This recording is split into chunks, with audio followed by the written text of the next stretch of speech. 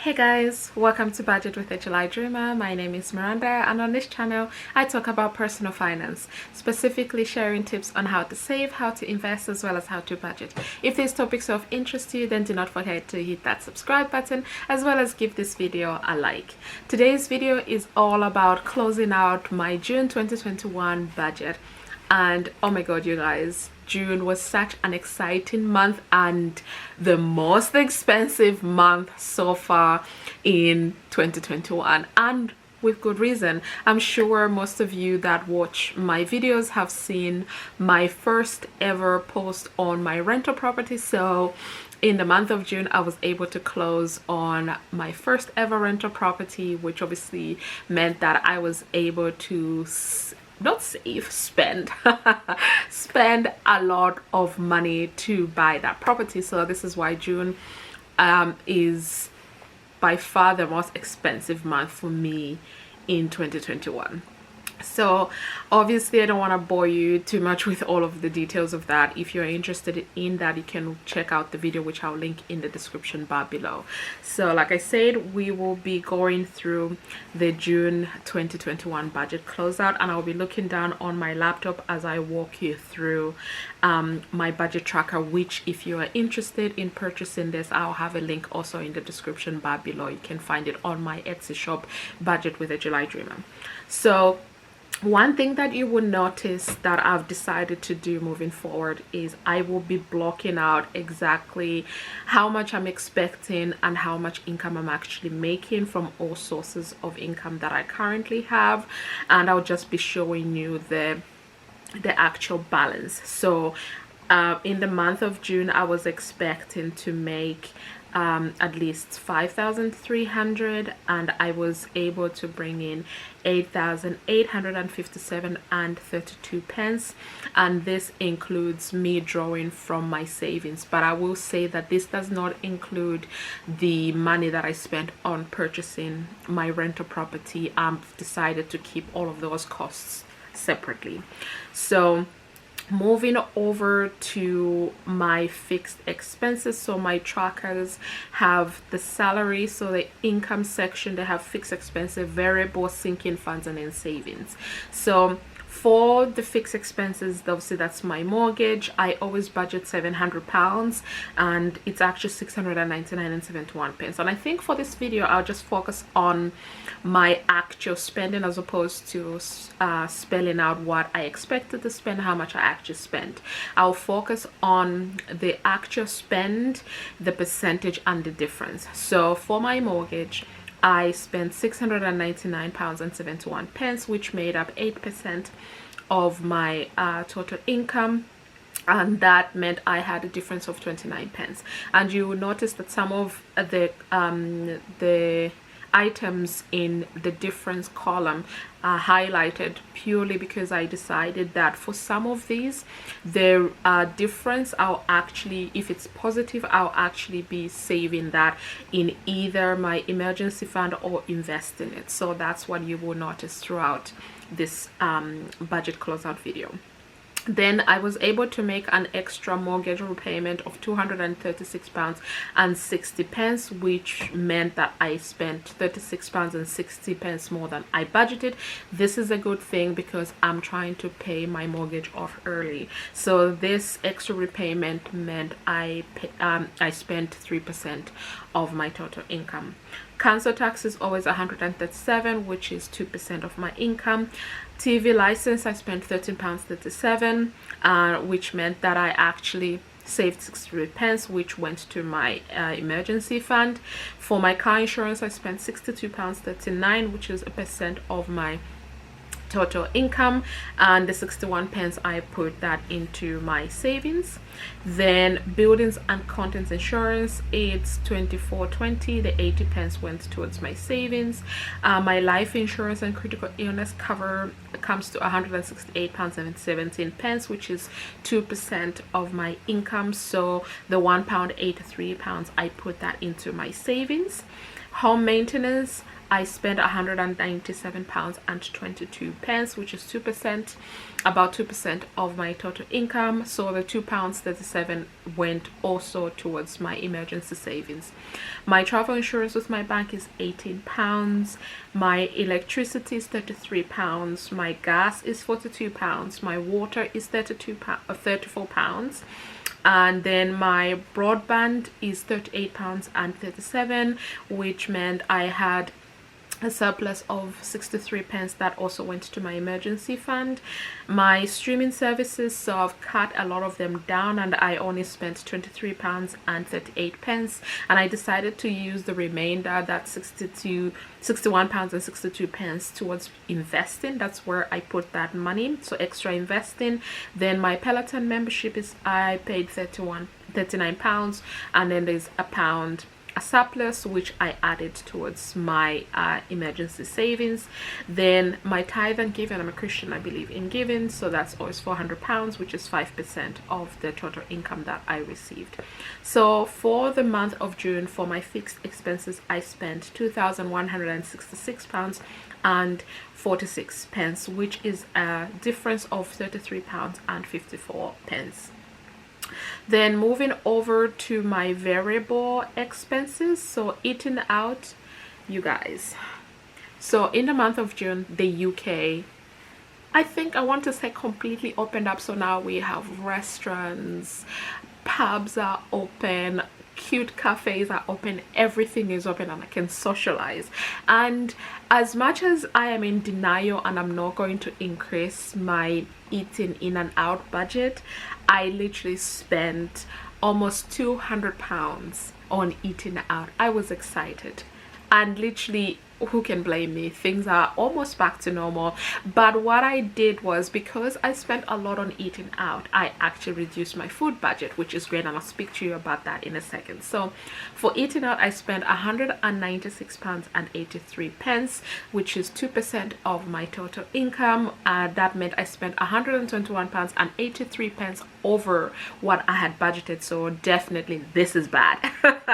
Then for my subscriptions, so I've cancelled some of my financial subscriptions, so I only spent £9.95, and this is what I'm expecting to spend moving forward. So the £15.05 surplus, I actually put that towards my extra investing. Then for food, so for the month of June, I tried out something that I'd seen other UK YouTubers do, and I wanted to give that a try, and that was to have a food challenge.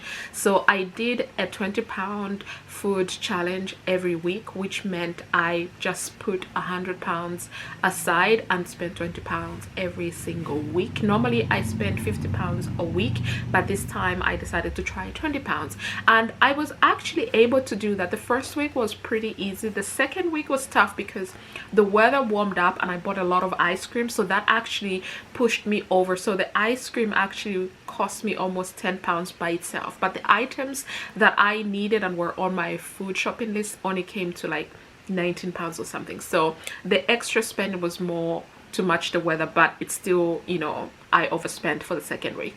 The third week I came under budget, which I was really happy about, and the fourth week again I only spent £15.50. So even though I overspent in my second week, I made up by not spending too much in the third week and not too much on in the fourth week, so which meant I only spent £99.50, so which meant I had £100.50 left over. And again, I would have just put this into my emergency fund, which is now my plan moving forward, that any surplus that I have with respect to my spending, you know, so if I budgeted to spend £100 for a bill and I only spent £75, the £25 I'll be moving that towards my savings, because I want to save up over 15,000 before the end of this year. So but because I overspent in my food category, I decided to just move that money over into my food pot. Then for fuel, I spent £62.96, so the £7.04 extra surplus went towards my savings, my emergency savings.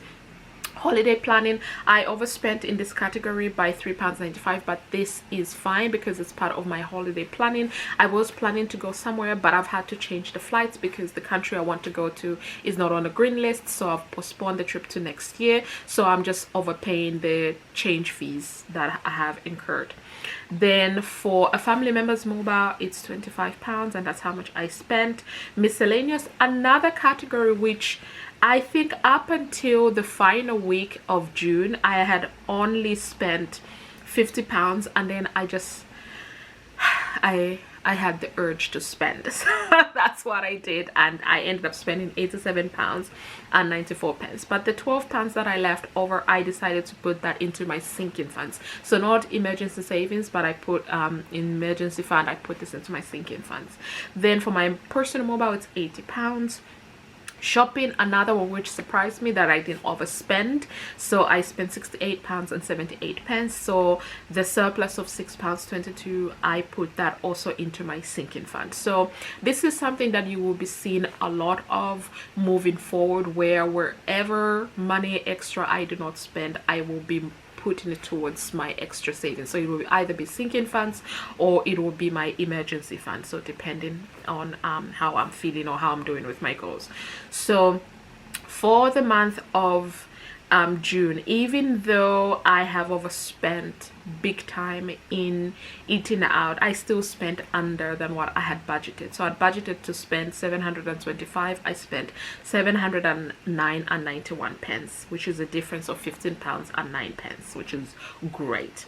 Moving over to my sinking funds, if you saw my June budget planning, I had about 7 sinking funds, I think about 5 sinking funds or 7, so I've condensed them down to 3, and then the fourth one that I've added in is annual bills. So there's certain bills that I would like to just start paying off annually, so I don't see them as a monthly cost moving forward. This is my plan, so that's what I've added in. So everything that is in red is actually either an overspend or a change in my budgeting from when I set up the budget. So for car, I planned to spend 75, and I actually put in £82.31, but I actually ended up taking out £13.06, not car related. It's just that I wanted even numbers. Can you believe that? I wanted even numbers, so I used that extra money and just put it towards extra investing. And this is silly, but that's what I wanted to do, so that's what I did. Then Christmas, I'm putting £25. I actually added in £35. Gifts, I planned to add in 25. I added in 30, but it was somebody's birthday this month as well, so I ended up spending in advance of this month, so I spent £27.96. Then my annual bills, I am planning to be putting in £100 every single month, but I actually put in £207 for the month of June, which is great. So I planned to save $225 every single month moving forward, but for the month of June I was able to put in a little bit extra, and I put in £354.31, and of that I spent £41.02 from the sinking fund savings. So not a bad start at all. I'm very happy with how I'm doing so far with my sinking funds. So moving forward, especially September and October, you'll see that I will spend in the car fund and I think one of the annual bills, and then Christmas, obviously I'll spend in Christmas because I'll be using that money to buy presents for my family and friends. Then moving over to the savings section, so again I made minor changes to my tracker. This is why these items are in red. So home maintenance fund, so this is where I kept the money to buy the investment property. So I actually planned to add in an extra 500, but then I ended up having added costs for closing, so I ended up putting in 1,071 pence and 1,071 and 12 pence.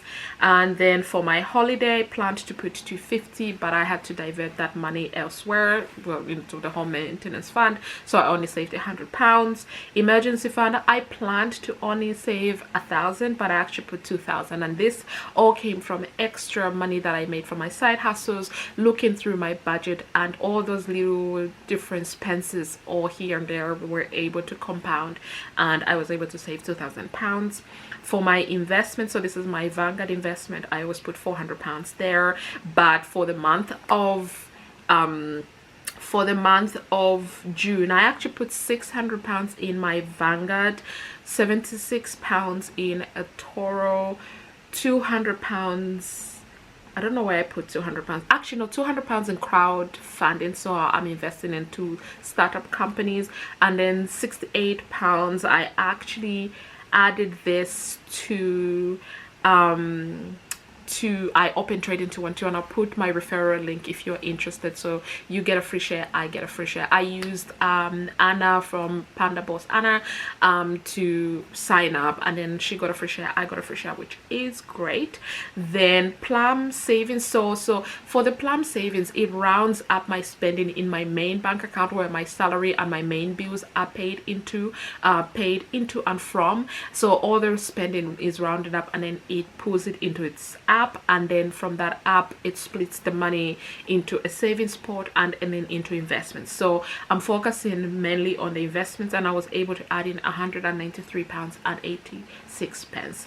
Then carryover. So once all of my spending is done, there is money left over in my account. So today is the 2nd of July when I'm filming this video. So on 30th of June, I had carryover into July of £1,383.97, and this covers my bills for the first few days of July. So this is why I always have a buffer, and I always have carryover money in my account. So in total for my savings, I was able to save, including the carryover money, £5,626.64, which is a far cry from 2,150 that I thought I was going to be saving. I'm really happy about this. This is really encouraging for me. The side hustles that have made me income, I am now going to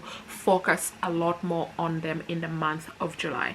So I follow a zero-based approach, which means my income minus my expenses, should equal to 0. So my income that I brought in was 8,857 and 32 pence, and I spent 8,857 pounds and 32 pence. This zeroes it out. So yeah, this is my June 2021 budget closeout. I hope you enjoyed this video. If you did, do not forget to hit that like button. If you haven't subscribed to my channel, I would really appreciate it if you did. Thank you so much for those of you who are following me on my personal finance journey as I look to attain financial independence in the next 10 years. So thank you so much for watching my video, and I'll see you in my next one. Bye.